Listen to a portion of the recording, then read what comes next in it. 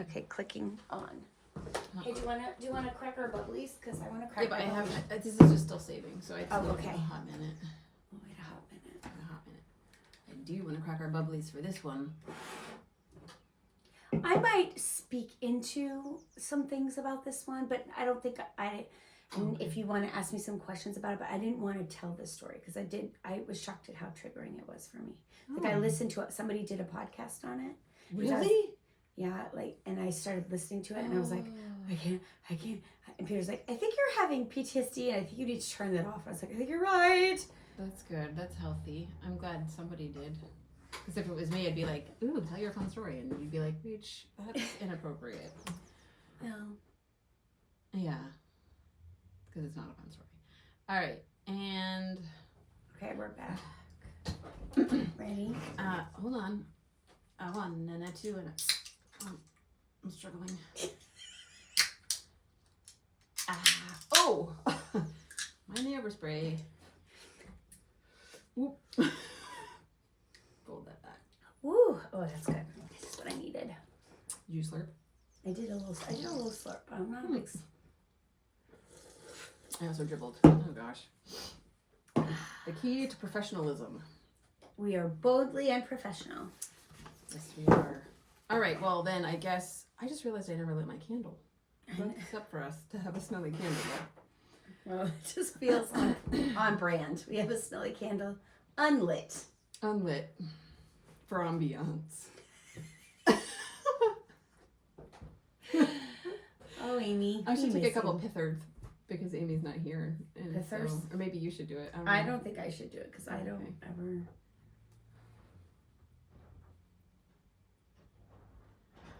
I need a couple pithers because Amy's not here. Oh.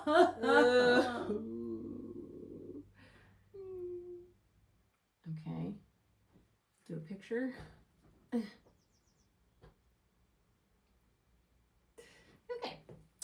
We've done our due diligence. Yeah, we're done. We're done. So should I start and then, because you don't have a story, or do you have a story? Well, no. You start. You introduce it, and then I will put in my 2 cents when feeling called. So Amy is off. We were scheduled to do this today, but to podcast, but she had more important things to do and do her job. Yeah. So she's out being a productive, responsible human, and trying to earn dollars for her family by being a realtor. She had to drive 3.5 hours to show someone a camp. So she's probably still driving. Hi, Amy, driving. Yeah, yes.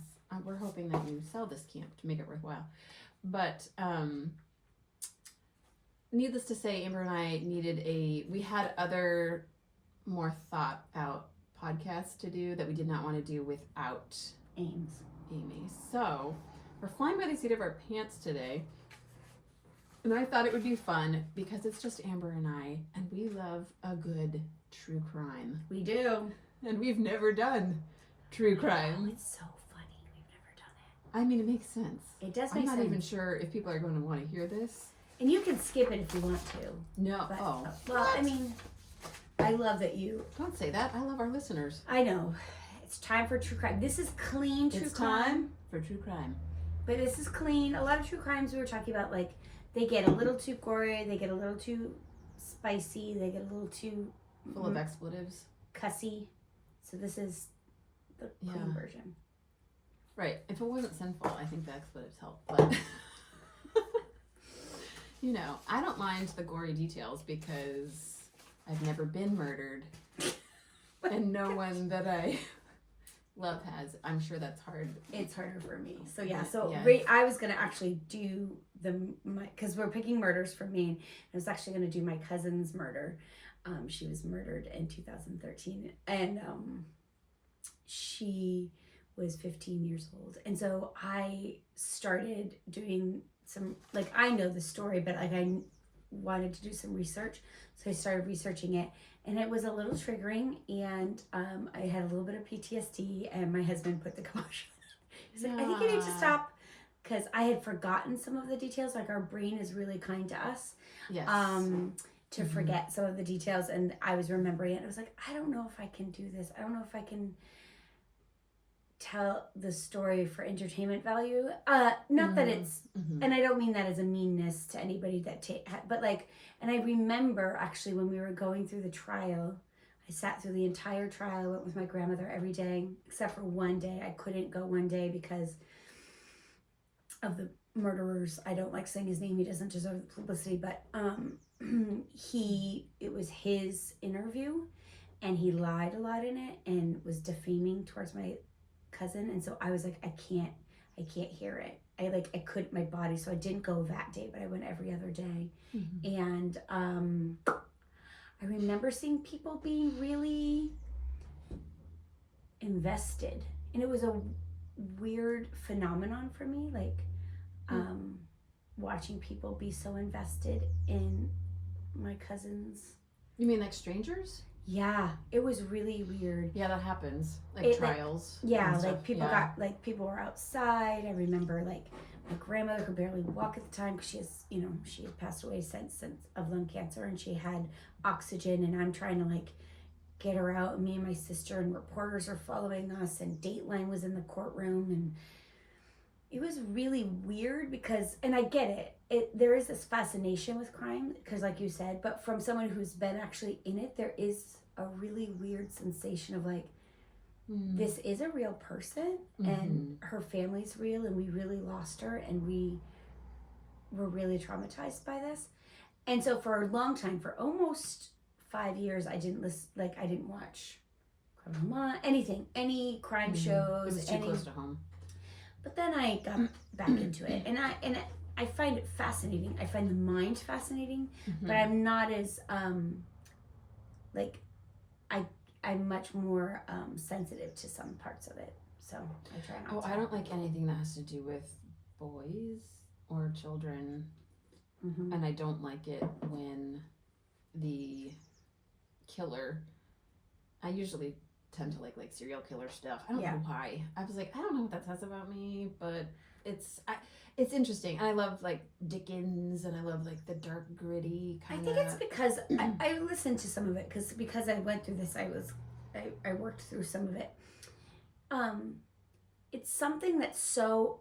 Most of us have conscience. It all goes to our conscience. Like we all have a conscience, but we're also sinful humans. So like, for us to kind of think about or be interested in someone who is not tethered by their conscience to commit an act of murder, or in the case of serial killers, a series of murders, there's something that's intriguing about that, because I think we all have anger issues and hate. We're all filled, we're all sinners. I mean, literally we made it to chapter 6 before in the Bible, before there's the first murder. Of the very first humans. Yeah, like the children of the first humans, there's a murder. Like, so like it's ingrained in our nature, that sin. Yes. And so I think there's that piece of it where we're really curious of, and it's almost healing because we're like, I'm a horrible human being, but I'm not that bad. Yeah. You know what I mean? We're all capable. I think we're all capable of like either a crime of passion, or like the anger that we feel towards certain people when there's serious injustices that have happened. And you and I certainly have had those things happen, and where it's just like, I certainly have a list of people that would be on a hit list if it wasn't a sin or a felony to, if you could. If you didn't have a conscience. if you didn't have a conscience and there were no consequences. And I mean, it's not even the unforgivable sin. I mean, many of the people that God loves the most were actual murderers. Yep. And that's a hard, and I think like when I always talk about like the 10 Commandments and then the Sermon on the Mount, where he kind of breaks down Jesus takes the 10 Commandments and makes it more like, the 10 Commandments were built as a guardrail. Like I say, it's like a fence. Like God knows he loves us and wants us safe and wants to take care of us. So he gave us the law of the 10 Commandments so that we would have a good life. And so it's like he fenced us in by the 10 Commandments in this beautiful field that has no rocks, no potholes, no gopher holes, so we can run free within that fit pasture, right? We can run and be our authentic selves and have all the freedom and not be scared about getting hurt because we've been hedged in so beautifully by these 10 commandments. But sometimes our pride gets involved. And so I think Jesus took it a step further, because I think sometimes we don't have compassion. I don't have compassion. I'll use me. I don't have compassion on my cousin's murderer. I have zero. I don't. God does. So when he talks about, if you even think harshly about someone, you're murdering them. Yeah. That is for me to prick my conscience. And then I have to confess my sin of, Lord, I hear you. Still not there yet. Yeah. Still not there yet. Keep doing a work in me, but I'm still not there yet to have compassion on my cousin's murderer. Yeah, So that's so good. I love that. So anyway, that's why I think we're obsessed with it. I know, it's weird. I mean, it is. And it's women in particular, because we're passive by nature. When you look at statistics of who listens to true crime, it's almost all women, because we're passive by nature, and this is an outlet. That's what I tell my husband. Why he's Interesting. Yes, most criminals, although abuse is so on the rise. I don't know. I shouldn't have said most, but most killers are men. Yes. Most killers are men. And most serial killers.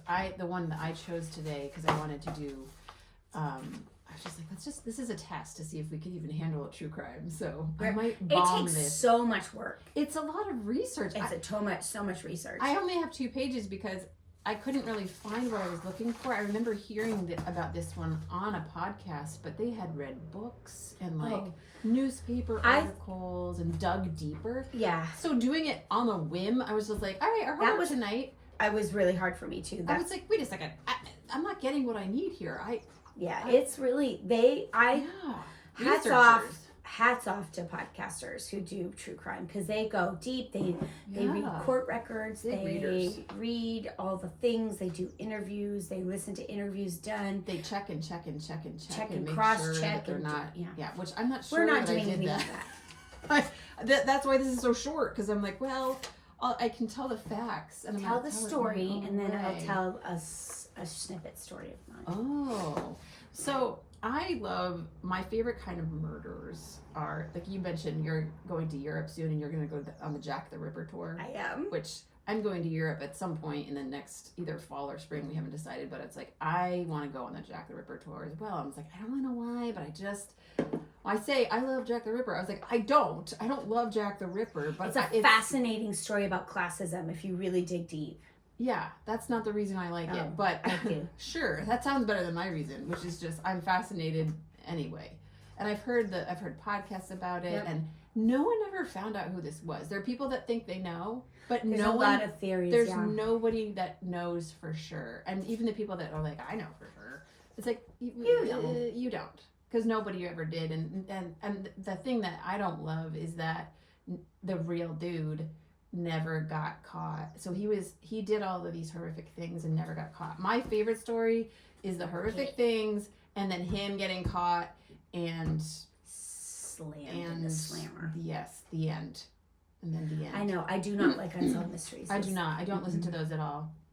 And then this one, it's like I don't like when there's not an ending. It needs to be tied up in a pretty bow, and that's another human thing where it's like we want closure.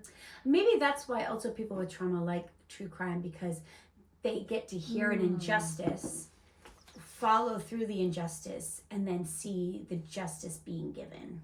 Yeah, there's a I won't conclusion. disagree with you about that. For I sure. think that makes there's a satisfaction. There's a satisfaction that because you can't have justice in your own trauma, so you can share in the trauma of somebody else who does get justice. And mine had justice. And you can see someone who deserves justice get justice. Yeah, that was really fun. I'm not gonna lie. The sentencing was awesome. Yeah, it's nice when that works out. And the appeal was awesome because he appealed, and then his own lawyer. So good. Okay, but we'll go ahead. See, you are telling your story, just in a different way. In little snippets. So I love old-timey murders the most. I am a Charles Dickens lover and Jack the Ripper vibes junkie, and there's the vibe there. For sure. Yeah, there's a vibe there. And this one that I'm going to do is very old-timey vibey. My murderer is actually a murderess. She is an infamous serial killer from the 1800s. And the fun part about this is that she lived in Dixmont, Maine, which is only 2 towns from me. That is wild. So, dun dun dun. My house, which is from the 1700s, was standing when this was happening. Ooh. Okay, we're really bad at this. We should stick to our skill sets. Okay, this is a challenge. But I'm talking about Mary Cohen. I hope I'm saying her name right. I am not going to fact check it because I don't have that kind of time. Her first known victims were her own small children. Ugh, gross. Yeah. She smothered her infant in bed and poisoned her 2 toddlers simply because they had become an inconvenience. I was reading about her life, what little I could find that was not in a book that I didn't have last night at 10 o'clock when we realized we didn't have Amy. But she, from the beginning, she was one of those people who was trying to get money and an easy life in the quickest and easiest way possible, and didn't care who she hurt in in that attempt. And that is a sociopath. Right. Yes. I read a couple blog things about her, and the people were just going off, and she was they were just saying how she was a narcissist, and she was, she just didn't think that anybody really mattered as much as her. And so, to do the things that she did, you would have to. So she would marry, she would get it so that they would sign off their wills or any money that they had to her, and then she would kill them. Ooh, like a and Black then she Widow. would do that again. Yes. Okay. Yes, a Black Widow for sure. There was that, and then she was called the Borgia of Maine, which the Borgia family was. Do you have anything to speak into that? No. Something about killing, obviously. I was like, oh, I don't really know what that means. We're going to leave it out. Should have left it out. I'm sure I had heard a podcast on them sometime. I thought you were going to speak into that. I was like, you're ever smart? She doesn't know what that means. She's not that smart. She knows about the psychology of it, but not that. Well, the saddest thing is that she showed absolutely. So her neighbor was in this little. Dixmont's always been a small town. It's not even a town. It's just It says it's a town, but there's no town. Well, it's a rural. It's very rural. It does not have rural. It does not have any shops or things like that. There's no downtown where there's. Yeah, it is a Main town, Street. but there's no, you're not going to find it anywhere. You drive through it. So a neighbor of hers found, I don't know why, but found her baby, and she was just like, yeah, it died a half hour ago. It's no big deal. And she shrugged it off as no big deal. And that was, the neighbors became suspicious, but back in those days, there was no protocol or path to alerting people. So especially in rural communities, you could literally get away with murder. Yeah. And there was almost no consequences. Which the sinful part of me was like, dang it.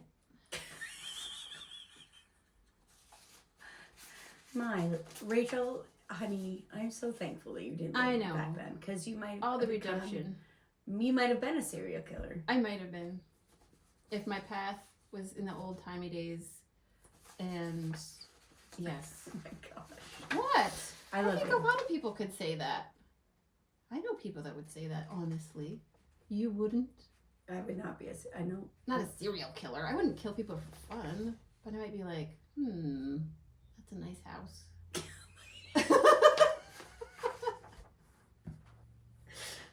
No, I don't think I'd do that. But okay, keep going. Well, anyway, the townspeople got suspicious, but then, as often happened in the old days, they just whispered it around town and didn't actually do anything. They shrugged off 3 suspicious deaths of children. It was like, her smothered infant, and then the other 2 died from a really bad tummy ache.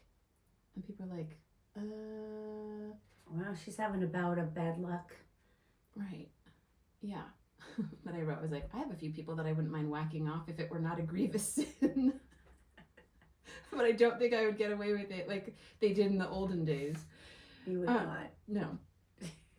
So she eventually got caught when she tried to kill her third husband and actually killed his little boy. Oh, my word. What a wretched. I know. She poisoned them all. She used arsenic and she used big amounts of it. So it was like this horrifying, sudden, terrible pain, and then you died. Like it was just like a vicious amount to have very sure results. Although with the third husband, somehow he had built up some sort of resistance and he survived. My gosh. Yeah. But then people started noticing when she had killed her sixth person and fourth child, because everyone that she came in close contact with ended up dying from a tummy ache. I think she's the tummy ache. That's weird. Yeah.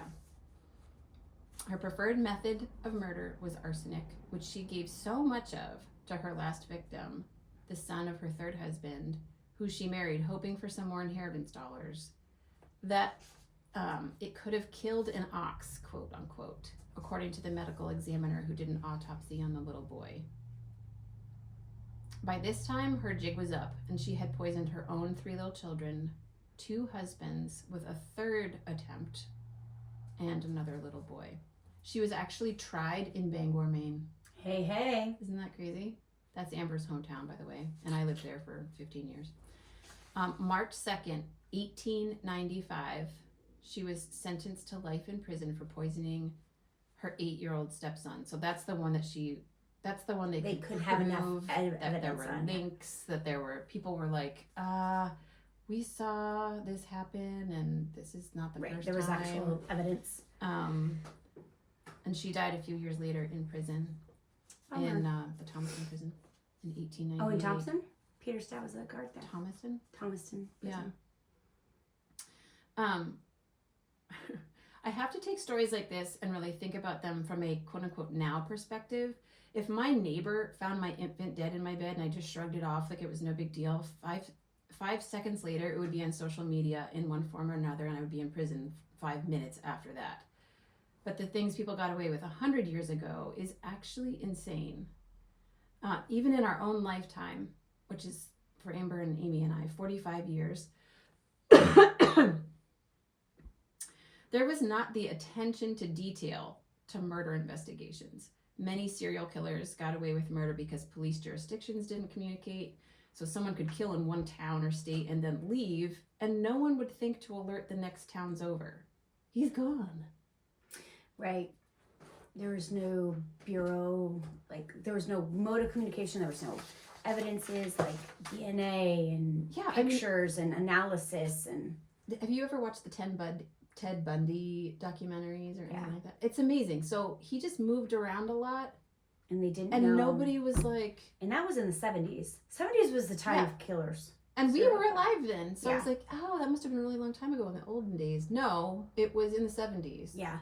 Well, they also, if you want something that's kind of clean, it's not super, the Netflix has a show called The Mindhunter, and it's all about the creation of, it's actually kind of gritty, isn't it? Some parts, there's not a lot of cussing. No. But maybe there is some barbecue. Yeah, but oh no, well, I don't remember. But it's really good though. It is good. It talks about how that section, the special criminal unit, was made in the FBI, and how they get the term of serial killer, and how they worked with a psychologist from colleges who helped them understand the brain of a killer. So it's pretty interesting.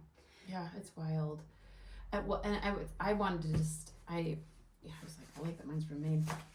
It's not really what I meant, but I am curious, and I looked up just murder in Maine, and there was a lot. Yeah. So this is just the one that I chose, but I think sometimes I think of our state as not being sinister, devious, but they're out there. Yeah.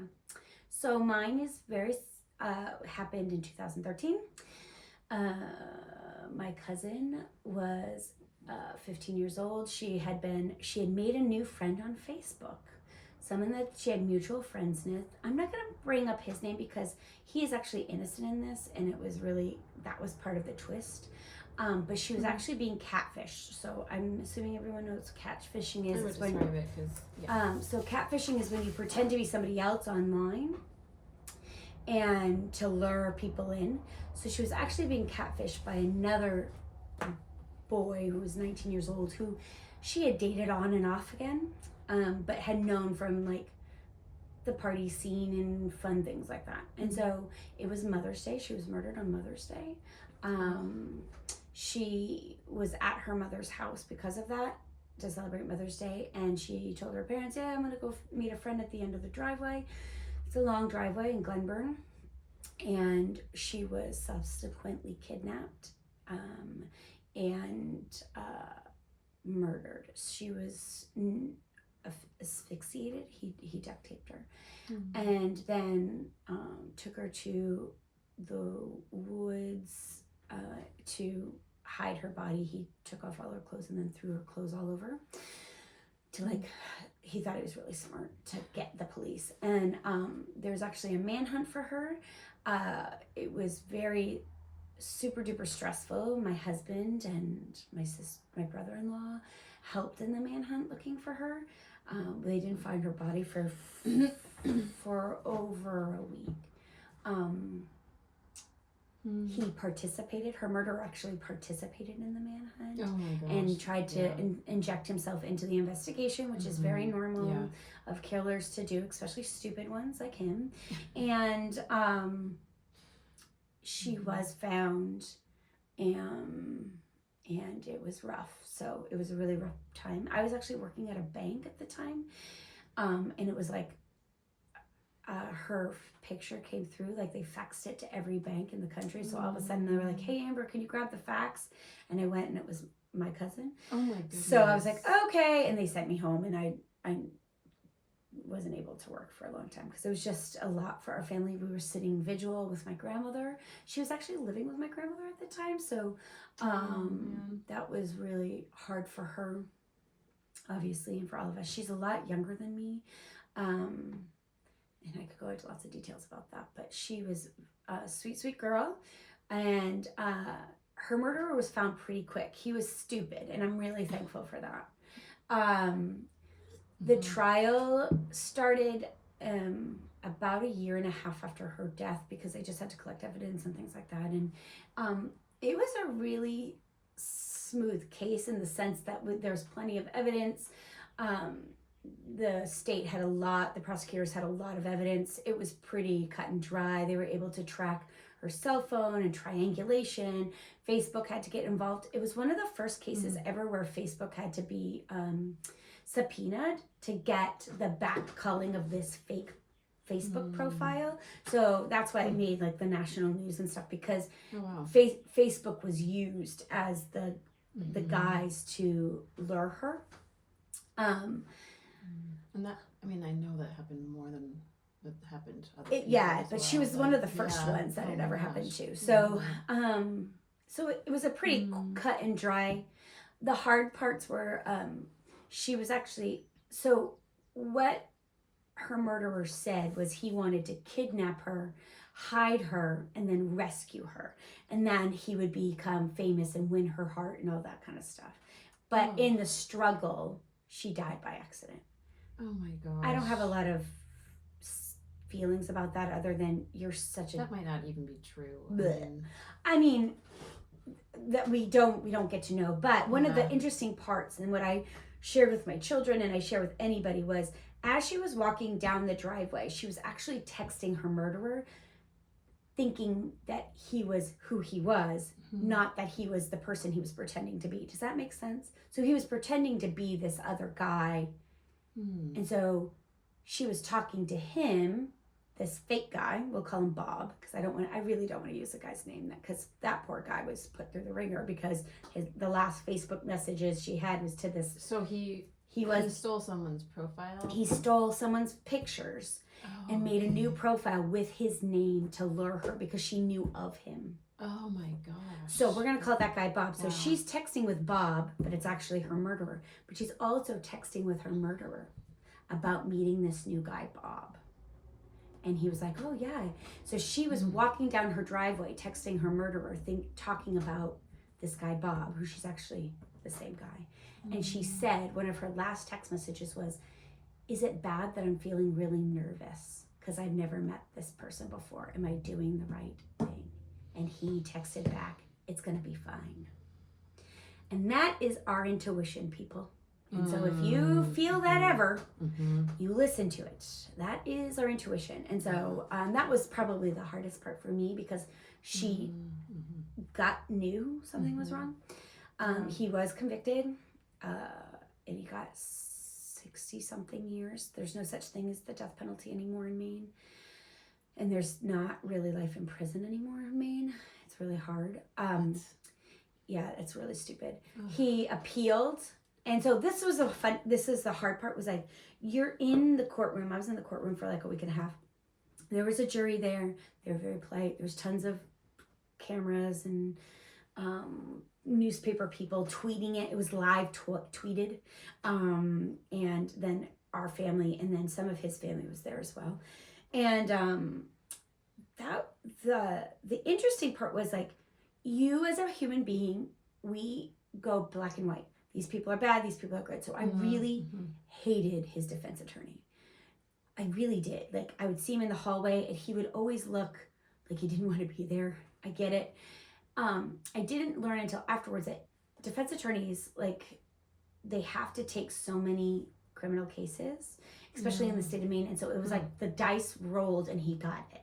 Okay. And that would be so hard. And the other hard part is that they have to do it, and he has to do a good job, because if he doesn't do a good job, you can have the court appeal.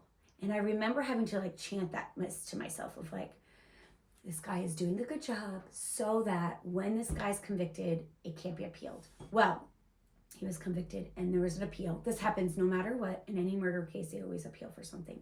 And one of the things he appealed with was he didn't have a good lawyer.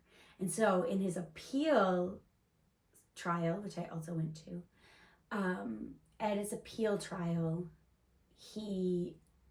his lawyer got up, and it was actually hilarious. And it was very soothing for my soul, because he was like, I don't know how to defend anyone any better when they're telling everybody and they're confessing to every criminal that they meet in prison that they murdered somebody. Like, you know, and then in his appeal, he did end up confessing my cousin's murder, confessing that he did it. So that was but to his own lawyer, you were saying like his own lawyer was like trying to defend him, but like her murderer was an idiot. Came into a rock and hard place. Yeah, he was like, I don't know how to defend a guy who he was like writing out alibis and sharing it with other prisoners to like get their feedback. Like, do you see any loopholes? And like the other prisoners are giving them to the guards and being like, this guy's admitting all this. Like, it was bad. He's dumber than a box of rocks. He'll be there forever.